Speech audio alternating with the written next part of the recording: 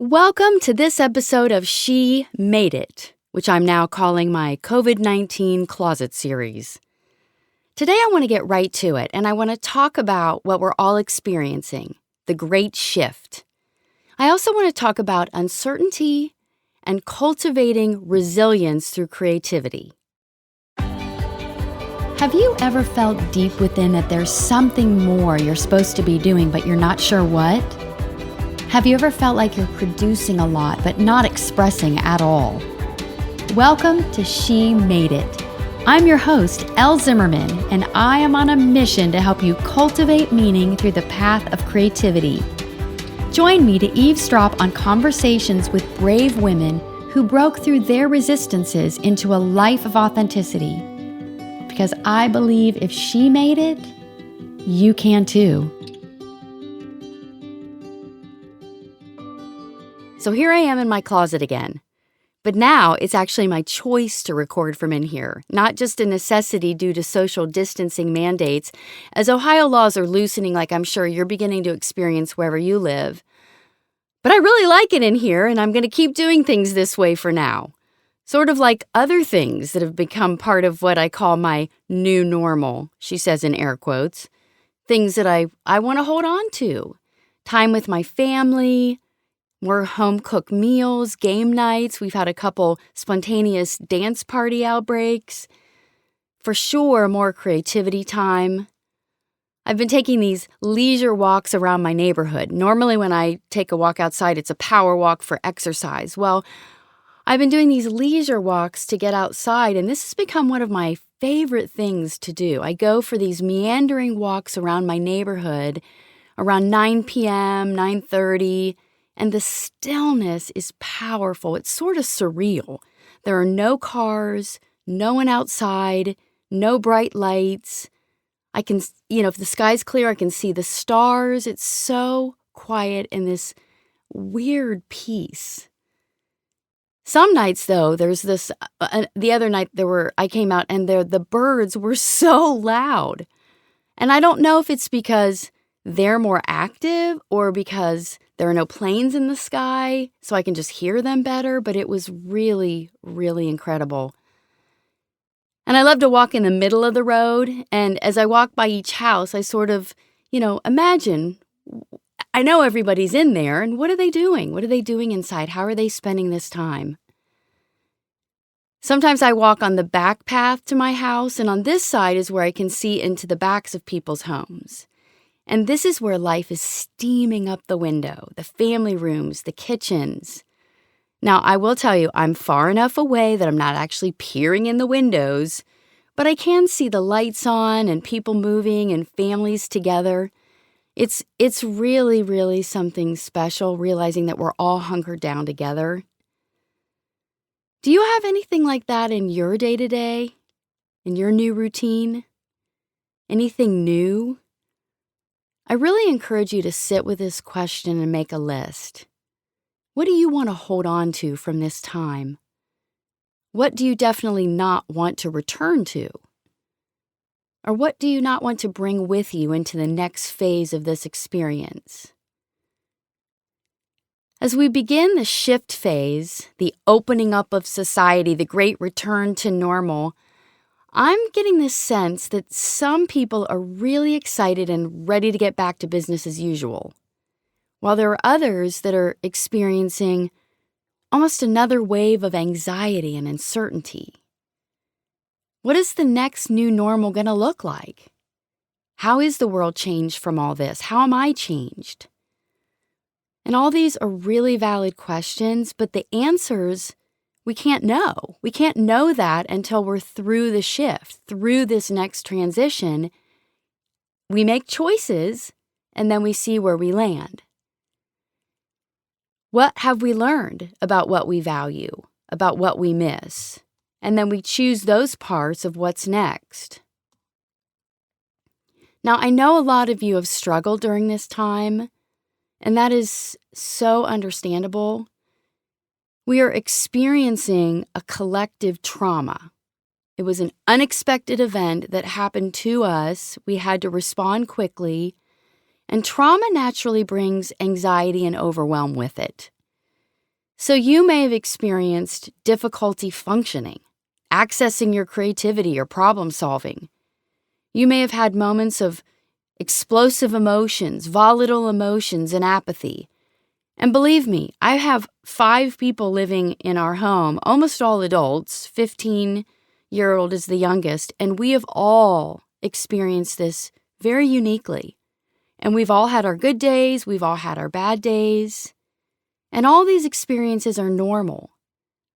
And that is okay. There is not a right way to do this quarantine thing. I said in an earlier episode something that I've been repeating to myself over and over, and it's something that my mentor shared with me. And she said that everything you've been avoiding in your own growth is coming faster and more furious because of crisis.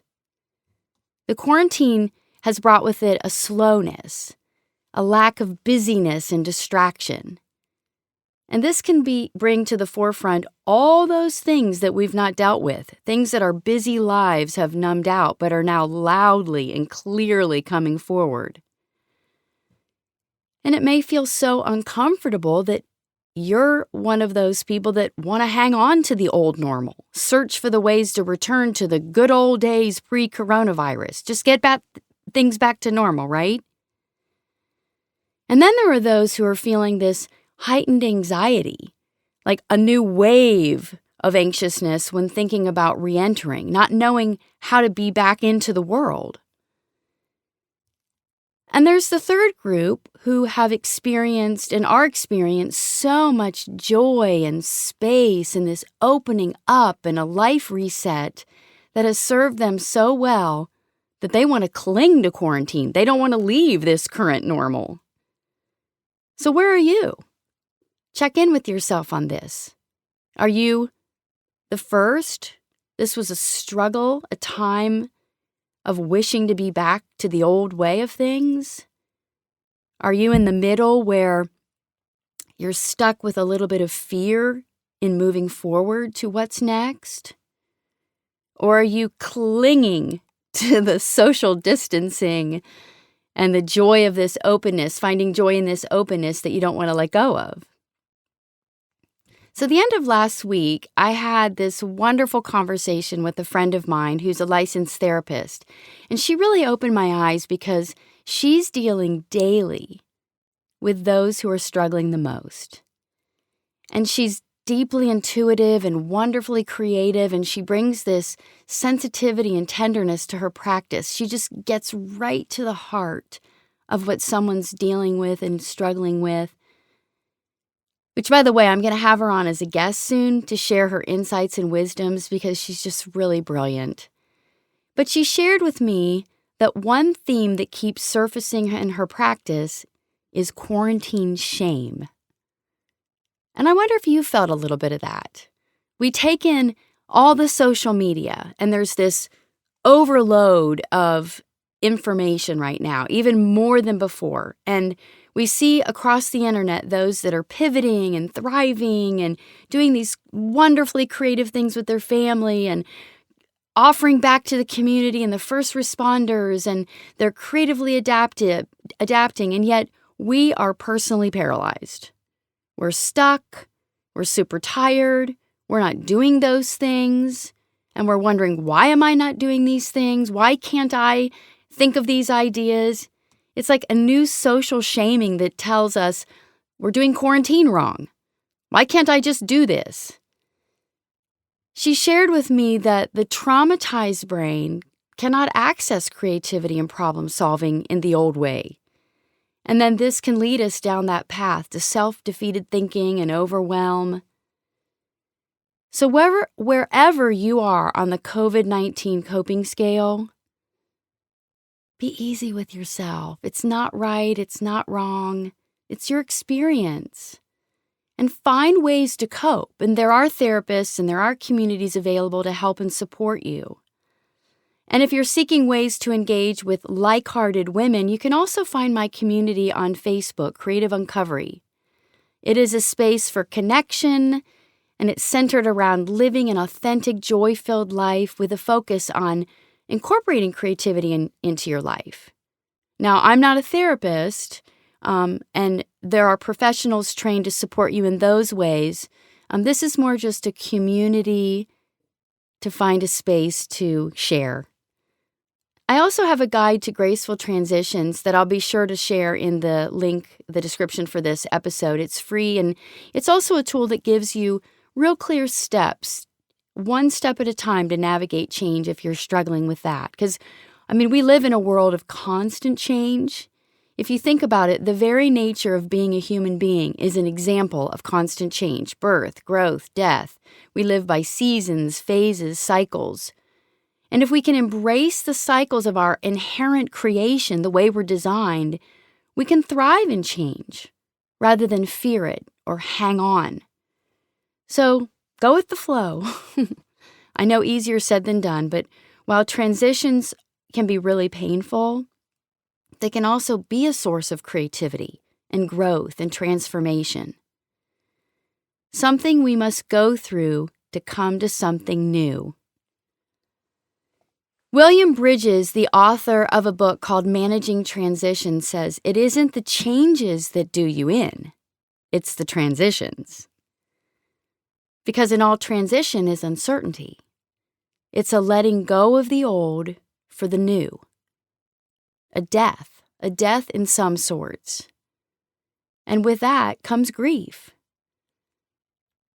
Uncertainty it's like trying to solve problems that can't be solved. It's stepping into an unknown with a lack of certainty or sureness. And it often comes with worrying about what will be next. And I've been thinking about it. Uncertainty is actually harder to face than something negative.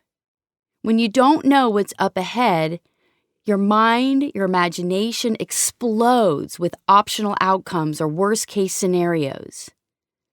That is why death is so feared. We know it's inevitable, we're certain it's going to happen, but we have no idea about the when, the how painful, how beautiful. I heard someone describe this, what it's like to walk into uncertainty versus something bad. Like, it's actually harder to walk into uncertainty. If you think about a haunted house, you're going through the haunted house and you're going around the corner. And if you know there's a scary monster waiting to jump out at you, it's actually easier than approaching the corner with no idea of what's about to jump out, or if anything will happen at all. Uncertainty makes it difficult to prepare for events or to control them. We much rather know there is something really bad coming than having no idea at all what to expect. And the more we try to avoid this distress, the more uncertainty it brings, and the less we're able to develop the ability to effectively handle uncertain situations. We become rigid, inflexible. We attempt to control a situation that cannot be controlled. So if you're struggling with the uncertainty of this shift phase of what the next normal is going to be, then here are a few things you can do. The first thing is note what you can control. What do you know that is certain? And list those things out for yourself, even if the list is as simple as, for today, I know that I'm working at home. Again, I know that I'm spending time with my family. No one is going anywhere today, and I am certain that I have plenty of food in the house right now. I am certain that my family is healthy. What tomorrow brings, I'm not in control of that right now. The second thing you can do is, if you do find yourself getting overwhelmed or traveling down the worst-case scenario path, you got to catch those thoughts. Notice them, acknowledge them. Sometimes they show up in your body, like a tightening in your chest, a shallowness in your breathing, a heat in your head. Acknowledge them, notice them, and thank them. Thank them for protecting you, but then wish them well and let them go. And I like to envision balloons, and my balloons are red. and they're tied to my head, and they're sort of like batting around above me, and I know they're there, and I know the thoughts are not serving me. So in my imagination, I cut them loose, and I watch them float gently up to the sky until they're out of sight. And then I try to ground myself back into my body. So keep a check on your catastrophic thinking, your worst-case scenario spirals. It is our tendency to allow our minds to exaggerate all the things that could go wrong. So become aware of this so that you can take that needed pause to refocus to the here and now. And once you cut those balloons loose, a great way to ground yourself is with 3 deep breaths. And breathing can stabilize yourself. It can stop that spiral thinking. And again, it can ground you back into your body. The exercise takes you a step further if you can close your eyes for 3 breaths. And then when you open your eyes, choose to hone into your senses. What do you see? Name 3 things. What do you hear? 3 more. What do you smell? Basically, change your thoughts by breathing and getting yourself centered back into the present rather than the possibilities of an uncertain future. The other thing I suggest or I recommend or I encourage is that you allow yourself to feel the fear and the grief you may be experiencing. Don't beat yourself up over your emotional reaction to transition and uncertainty. Be patient with yourself. Find some coping tools so you don't get deeper into those emotions, but build a patience with uncertainty. And of course, my go-to tip is get creative. Research shows that being creative increases positive emotions, decreases negative emotions, reduces depression, stress, and anxiety. It improves our ability to deal with difficult emotions like grief and sadness and even anger. The creative process opens us up to see the root of a problem or see a situation in a different light. Through creativity, we find courage to be vulnerable. We transform our suffering and connect to a greater meaning and purpose. We raise our serotonin levels, which also decrease anxiety. And getting into a creative process, it allows us to work things out. It moves an internal experience, an emotion, an idea, to an external expression. Basically, get it outside of us. It allows us to process difficult emotions and explore our experiences. And during this time, most importantly, it builds resilience. So this word resilience is being thrown around a lot lately. That one in grit. I started to think about it, and I started to think about what does resilience mean? And I feel like it's one of those big concept words like leadership or forgiveness that have so many different meanings and applications, and it's very individual in experience. So, of course, I went to Dr. Google for his advice on resilience, and of the 175 million Google results, the definition that I liked best of resilience was, resilience is the ability to return to form and position after being bent, compressed, or stretched. I'm going to read that again. Resilience is the ability to return to form and position after being bent, compressed, or stretched. Now, doesn't that sound like our experience? We've been bent, compressed, stretched. So resilience is the ability to return, the power of ability elasticity, and the ability to recover readily from illness, depression, anxiety. So after being bent, compressed, stretched, in adversity, depression, no matter whether your experience was a positive one or a negative one during COVID-19, or is because it's still going, The universal truth is that we've all experienced some change, some pressure.